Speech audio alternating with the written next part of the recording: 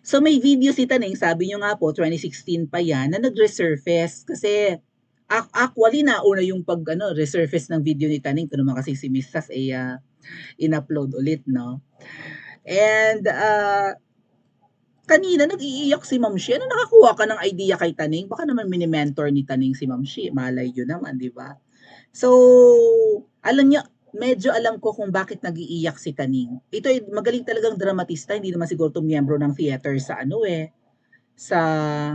UP, di ba? UP hindi siya graduate. College drop out si Taning. Naunahan ko pa ako. Well, at least sa Bristol siya nag-aaral na. So, mga huyo tayo pag nakagraduate siya, di ba? Tatapusin mo pa ba yan, Taning? Kaya mo yan? Well, sabi ng mga friendship mo, ningas kugun ka. So, itong dramatization ni Taning, matagal na nga itong video. And actually, may nauna pa ditong video sa kanyang dramatization at marami siyang nabiktima. And mga panahon nag-iiyak ito, I think sa Bulacan to, if not in Benguet. Okay? Hold on. Let me just open the video. Pakinggan natin si Taning, ano? Tingnan natin kung matatouch tayo sa kanyang dramatization. Oh, kasi parang nag-iiyak ang nanay-nanayan niya kanina ba? And nag-iiyak na si Taning noon pa, so baka tinuturuan niya ang kanyang ma'am she calls kung paano umiyak ng kumbinsido ang taong bayan. Ang galing talaga ni Taning lumuha. Mamaya Taning ibubuking ko kung bakit ka umiiyak ha, katulad ng ma'am she mo na eme-eme na touch siya sa support. Yung nanay mo kasi touch siya suporta kasi akala niya lahat tumalikod. Kasi nga sila mismo ang tumalikod sa lahat. Sa 31 million na bumoto sa mga ibang hindi pa botante pero sinusuportahan naman sila. So may mangilan-ngilan na nagtipon-tipon sa isang piging na inorganize yata ng wakwak doon sa Kabisayaan, kaya touch siya sa suporta, no? Ito si Taning, Taning, bagets ka pa, payat ka pa dito ng very light.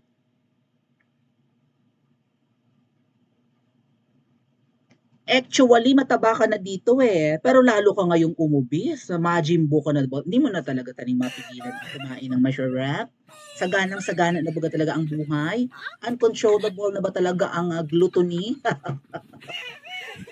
Insatiable na ba talaga, Taning? Let's listen to Taning's dramatization. Kayo na magsabi kung katulad ni Ma'am Shi ay ito ba ay crocodile tears o talaga bang nalulungkot at nalulumbay si Taning sa mga nangyayari sa Pilipinas? Ba't hindi ka nalulungkot ngayon? Sabi ang video na ito, itong pag-iyak-iyak mo, panahon pa ni Pangulong Duterte. Mahirap na ang buhay. O doon pa paano nun, hindi naman mahal ang bigas. Kaya nga ang formula noon ni BFF Lenlen ko, 4 times 40 is 1.6, bigas pa lang yun. Naalala niyo mga dad kuya? Di ba?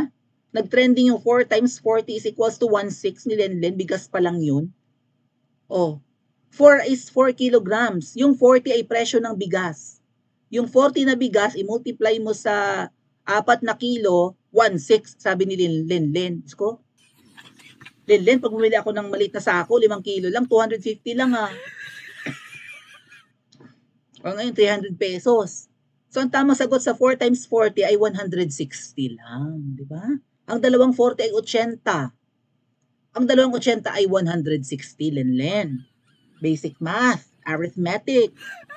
Ang kanyang arithmetic ay 4 times 40 is 1.6. 40 lang kasi noon ang bigas, mga ate at kuya. Sa panahon ni Dayunyor, 2 taon pa lang, 20 na ang dinagdag, 60 na pinakamurang bigas. Kung mas mura pa doon, good luck na lang sa lasa at gumuguhit sa lalamunan, kumakarhat.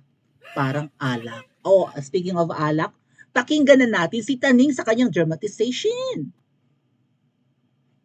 Ay, walang audio, Taning. Sandali, huwag ka muna mag-emote. Nasaan ang audio? Pakinggan natin ha. Wala kasing audio ang dramatization ng akla. Yung akla na ito, akala mo makabayan, akala mo makapilipino.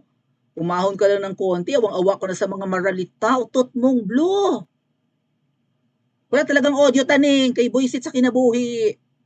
Dali nga, nasaan ang audio? Boysit talaga, oo. Taning, kay Boysit ka talaga. Okay. Play.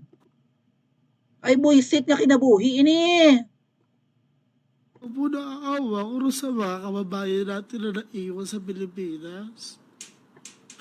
Naawa po talaga ako.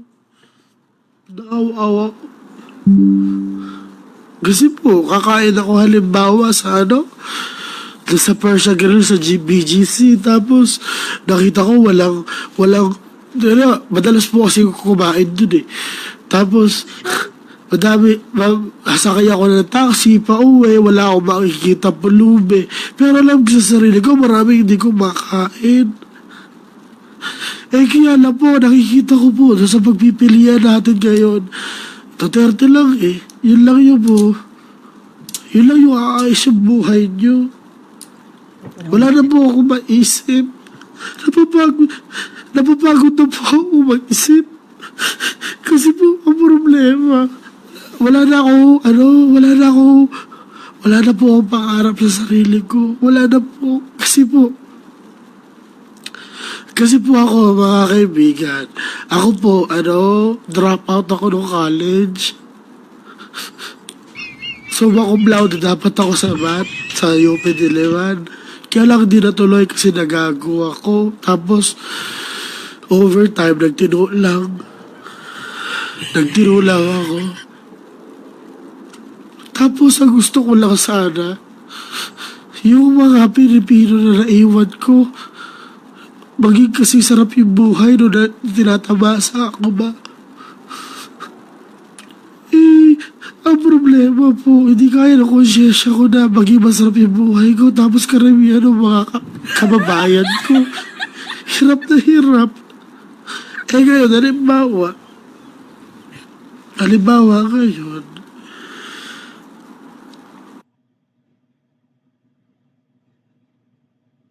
Ano, Taning? Ano nangyari? Tapos na? Diyos ko, Taning, itong mga statement mo dito, nagbabanggaan eh. Sasabihin mong, wala ka ng pangarap sa buhay, tapos college dropout ka? O ba't nag-aral ka ulit ngayon sa UK? Wala ka ng pangarap, gusto mo lang hindi mo maatim ng konsyensya mo na maayos ang buhay mo tapos maraming nagugutom. Sa una palang statement niya, sabi niya, kumakain ako dun sa BGC kasi may favorite akong kainan dun. Tapos paglabas ko, sakay ako ng taxi. Parang gusto niya sabihin ako, parang gusto siguro yung pagkakwento dun ay, kakain ako sa isang masarap na kainan katulad dun sa BGC. Paglabas ko, marami namang, di ba, yung mga, siguro mga street dwellers, mga namamalimos na hindi makakain. Hindi lang niya mabanggit kasi walang ganun sa BGC. Walang pakalat-kalat sa BGC na na mga badyaw or mga namamalimos. Biglang sabi niya, sakay akong tama, bis mag-isip no? Pero napapagod na daw siyang mag-isip, Kailan pa tumigil ang pag-iisip mo, Taning? Katawan natin ang napapagod, hindi ang isip. Puso napapagod, pwede, pero isip, gana yan. Kaya nga minsan, hindi ka makatulog, di ba? Hindi makatulog sa gabi, sa kaiisip na sana ang lapat ay nakakakain ng crispy pato. Visit na ikay nagdadrama. Alam nyo, nabanggit ko na to sa mga nakaraang vlog ko mga ate at kuya na ang mga bangag or ang mga lango, kung hindi man bangag, di ba? Lango sa alak, sa pulburon, kung ano pa. Kanya-kanya ang trip. May mga taong nag-i-English paglasing. Marami akong tropang ganyan. Kahit balubalok to, basta nag-i-English. Thank you po, Andrea Gueco. May mga tao naman na, ano bang trip nila?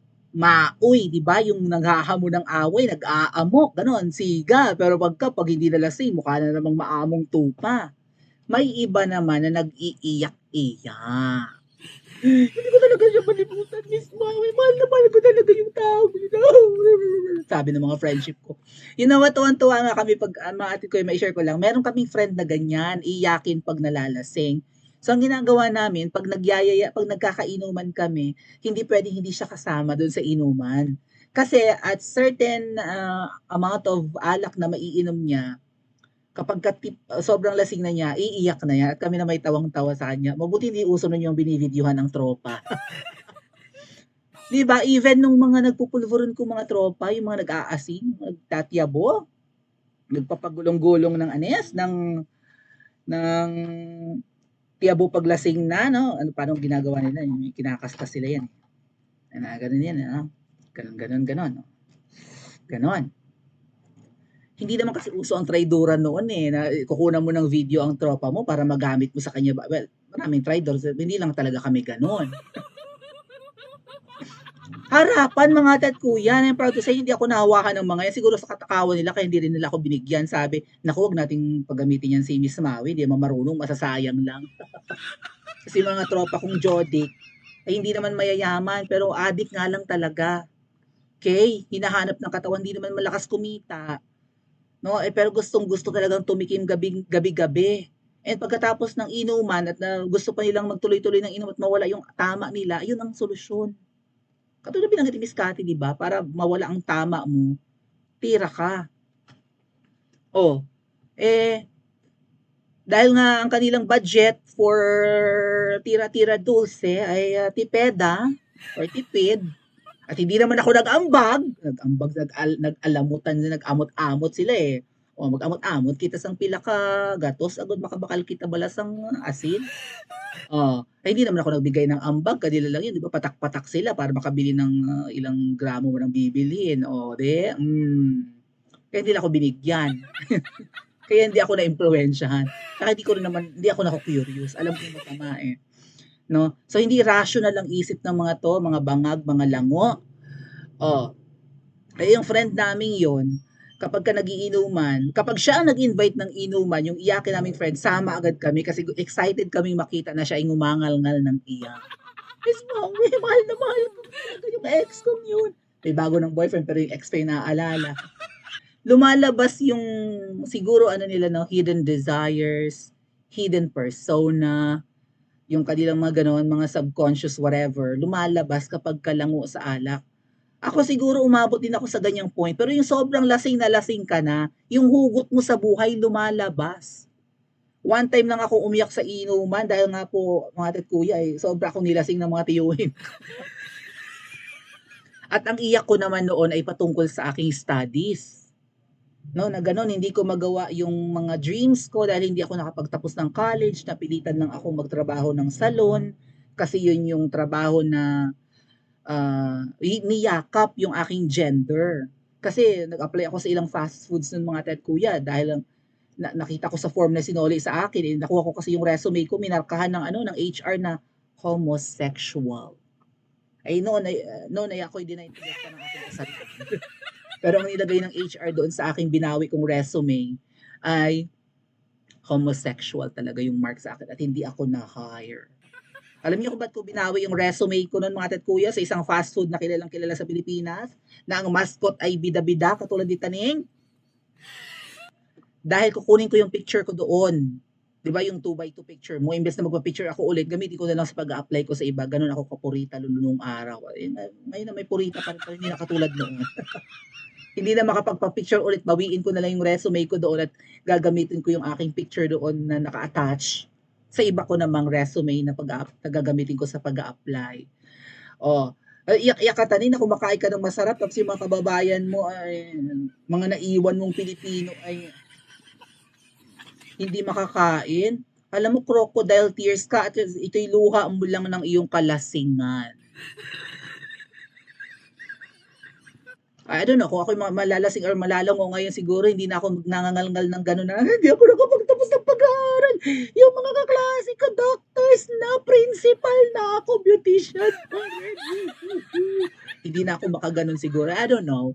Hindi ko pa ulit na ulit yung sobra-sobra akong nalango sa alak, katulad ni Taning. Mukha namang wala tong kainuman, naglasing mag-isa pero nagdadadrama. Naniniwala ba kayong mahal na mahal ni Taning ang mga Pilipino na siya ay taga-silbi ng mga OFW, DH ng mga DH? Ang kanila bang mga luha ay makabagbag damdamin katulad ng kanyang ina-inahan? Na sa tingin ng iba ay siyang nagpapaaral sa kanya sa UK? Pa-comment po sa comment section at mag-like and subscribe din po kayo.